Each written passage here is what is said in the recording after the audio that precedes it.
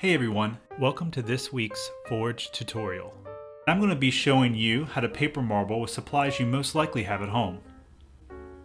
We'll be using a shaving cream method, which is very different from the traditional Turkish method we use in our workshops at the museum. So let's get started. The supplies you'll need: foam shaving cream, not the gel kind.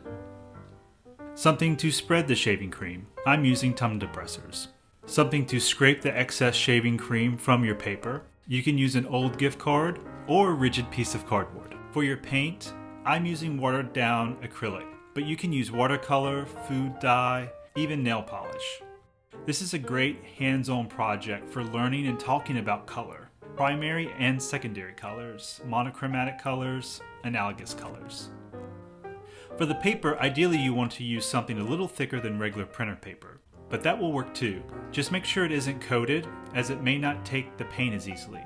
You'll want to use a pan or tray for the shaving cream, and make sure your paper can fit. You may need to cut it down to size if it doesn't.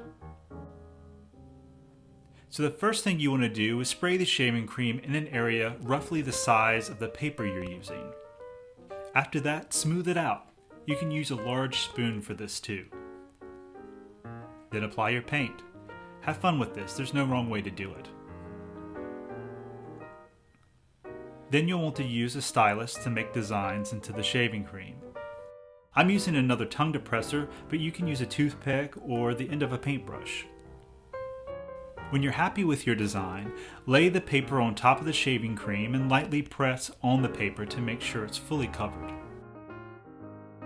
Peel the paper up from one side and set it aside to scrape off the excess shaving cream. Now this is the really fun part. With your scraper, remove the excess shaving cream to reveal your design and set it aside to dry. And that's it. Now you can get multiple designs from your shaving cream, so don't hesitate to experiment with colors and patterns. Thanks for watching, and keep on making.